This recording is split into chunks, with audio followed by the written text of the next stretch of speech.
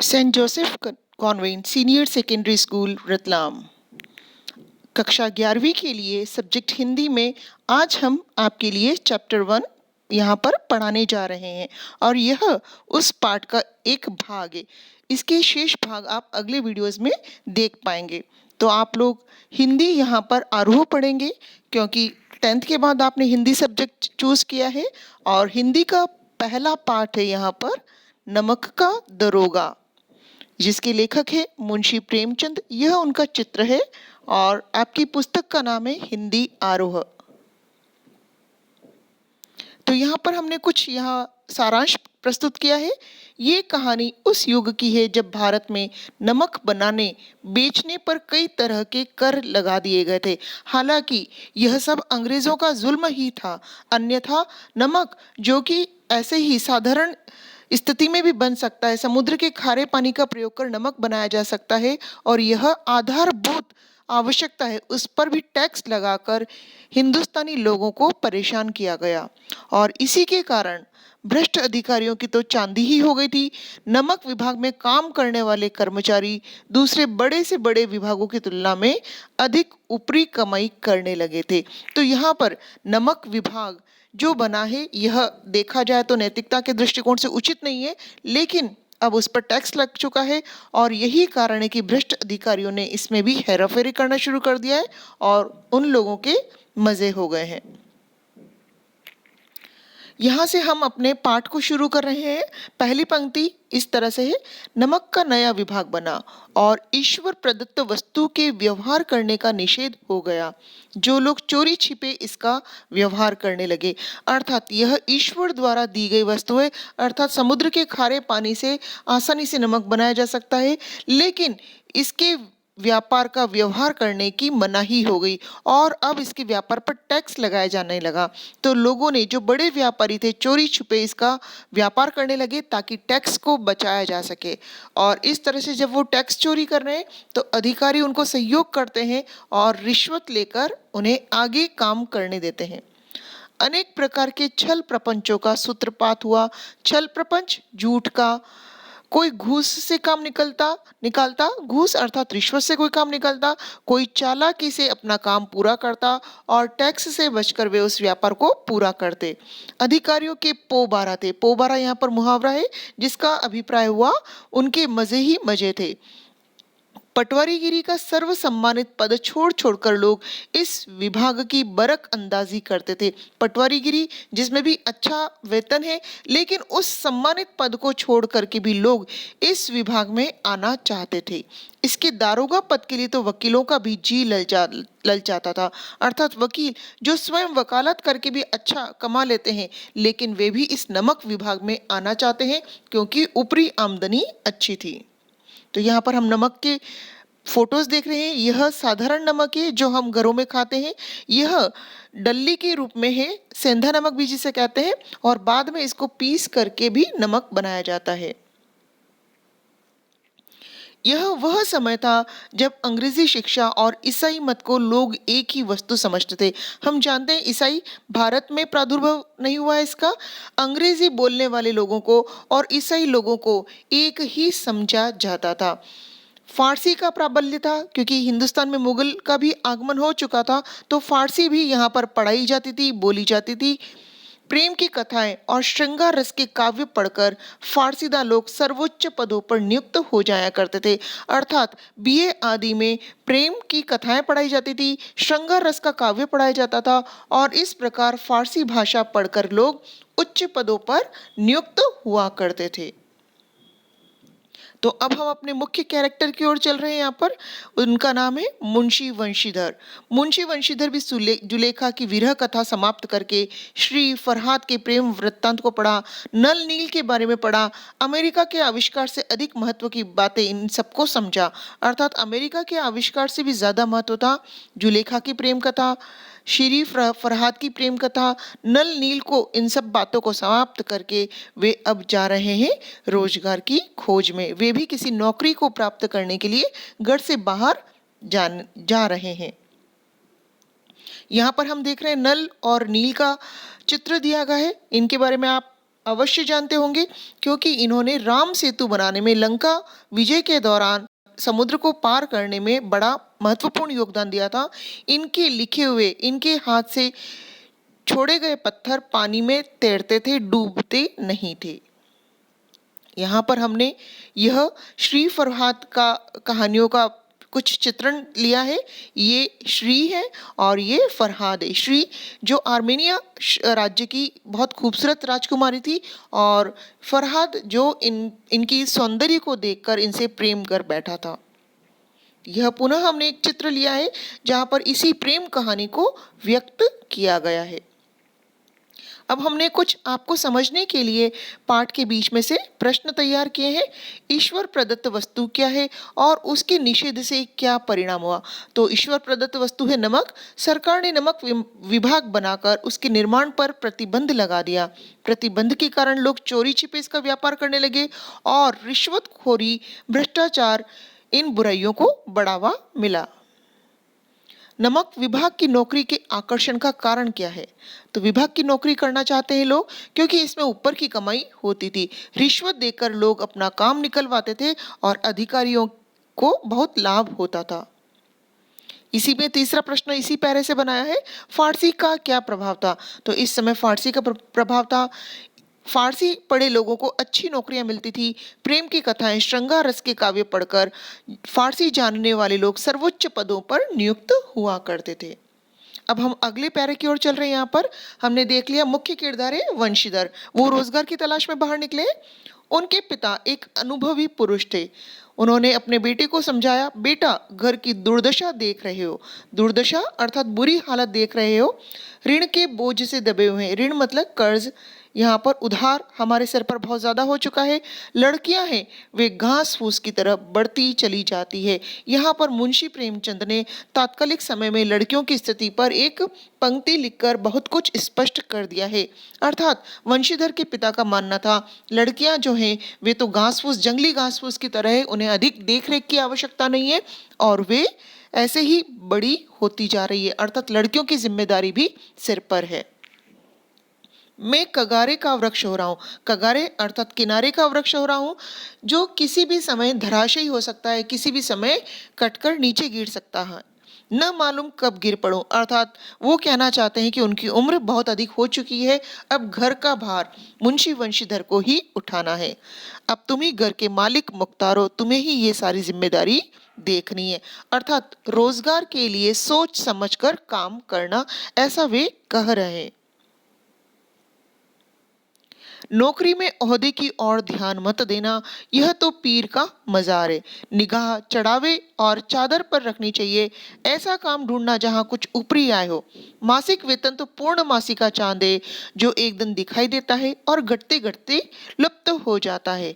ऊपरी आय बहता हुआ स्रोत है जिससे सदैव प्यास बुझती है। वेतन मनुष्य देता है और इसी से उसमें वृद्धि होती है। ऊपरी आमदनी ईश्वर देता है, इसी से उसकी बरकत होती है। तुम स्वयं विद्वान हो, तुम्हें क्या समझाऊं। यहाँ वंशीधर के पिता कहते हैं कि नौकरी में ओहदे, ओहदे अर्थात पद, पोस्ट की ओर ध्यान मत देना। चाहे कितनी भी ऊंची पोस्ट हो या कितना भी नीचा पद हो, उस पर ध्यान मत देना।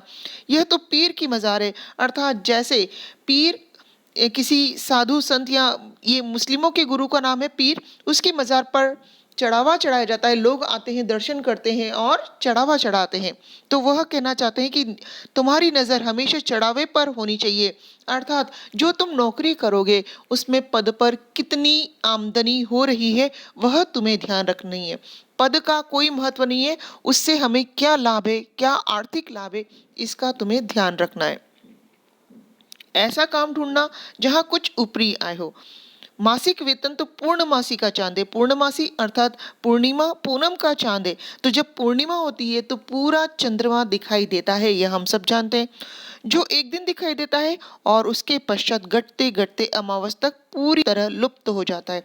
पूरा मून दिखाई देगा, चंद्रमा दिखाई देगा, उसके बाद उसकी कलाएं धीरे धीरे घटती रहती है। उसी प्रकार हमारा मासिक वेतन होता है, महीने का वेतन होता है, जो 1 तारीख को तो पूरा लगता है लेकिन धीरे धीरे दिन के साथ साथ वह भी कम होता जाता है और कुछ ही दिनों में वह वेतन पूरी तरह खत्म हो जाता है। तो पिता सबक दे रहे हैं कि ऊपरी आय पर ध्यान देना। वह ऊपरी आय तो मानो जैसे बहता हुआ झरना है और जिससे सदैव प्यास बुझती रहती है। वेतन मनुष्य देता है, इसी से उसमें वृद्धि नहीं होती। वेतन तो हमें इंसान ने दिया है, तो उसमें कोई बरकत नहीं होती। ऊपरी आमदनी ईश्वर की देन है। बूढ़े पिता का कहना है ऊपरी आमदनी जो है वह ईश्वर की देन है और उसमें बरकत होती है। तुम स्वयं विद्वान हो, तुम्हें क्या समझाओ। और इस तरह से पिता ने बेटे को संदेश दिया है कि नौकरी वह ढूंढना जिसमें ऊपरी आमदनी का स्रोत हो। यहाँ पर हमने चित्र लिया है जिसमें आप देख रहे हैं यह पूर्ण चंद्रमा है। यह धीरे धीरे इस तरह से घटता हुआ कम होता जाता है और अमावस तक आते आते पूरा लुप्त हो जाता है। यहाँ पर भी हमने चंद्रमा के खूबसूरत फोटोज लिए हैं।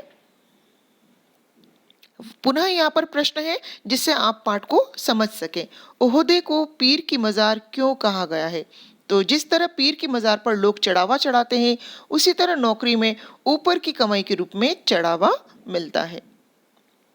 वेतन को पूर्णमासी का चांद क्यों कहा है?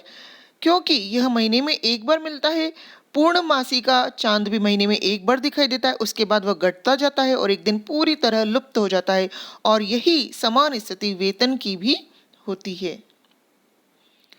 वेतन और ऊपरी आय में क्या अंतर है? तो वेतन पूर्णमासी के चांद की तरह है जो एक दिन दिखता है, अंत में लुप्त होता है, जबकि ऊपरी आय बहता हुआ स्रोत है जिससे सदैव प्यास बुझती है। वेतन मनुष्य देता है, इसलिए उसमें बढ़ोतरी नहीं होती, जबकि ऊपर की कमाई ईश्वर देता है और इसीलिए उसमें बरकत होती है। पिता का यहाँ पर पुनः हम कथन जारी रखते हैं, उन्हीं का यहाँ पर संवाद है। वे कह रहे हैं, बूढ़े पिता कह रहे हैं, इस विषय में विवेक की बड़ी आवश्यकता है। अर्थात रोजगार के लिए जब तुम नौकरी का चयन करोगे तो अपनी विवेक, अपनी बुद्धि का बहुत सोच समझकर प्रयोग करना। मनुष्य को देखो, उसकी आवश्यकता को देखो और अवसर को देखो, उसके उपरांत जो ठीक समझो करो। अर्थात मनुष्य की पहले देख लो, जांच लो कि उसको कितनी ज़रूरत है। अगर वह ज़रूरतमंद है तो तुम्हारी बातों में फंस जाएगा, और यदि वह ज़रूरतमंद नहीं है तो फिर उसके साथ तुम्हें कठोर व्यवहार भी नहीं करना है। गरज वाले आदमी के साथ कठोरता करने में लाभ है, अर्थात तुम्हें ऊपरी आमदनी आसानी से प्राप्त हो जाएगी, लेकिन बेगरज को दांव पर पाना जरा कठिन है। जैसे अगर हम सरकारी किसी कार्यालय में जाते हैं और मुझे फाइल पास करवाने की कोई जल्दी नहीं है, तो मैं किसी भी तरीके से ऑफिसर्स के या कर्मचारी के दबाव में नहीं आऊंगी और मैं कुछ रिश्वत नहीं दूंगी। तो यहीं पर यह बात कही गई है, बेगरज को दांव पर पाना जरा कठिन है। इन बातों को निगाह में बांध लो। निगाह में बांध लो अर्थात याद रखो, यह मेरी जन्म भर की कमाई है। और यह पिता ने अपने जन्म भर का अनुभव अपने पुत्र से साझा किया है। इस उपदेश के बाद पिताजी ने आशीर्वाद दिया। वंशीधर भी आज्ञाकारी पुत्र हैं। ये बातें उन्होंने ध्यान से सुनी, घर से चल दिए।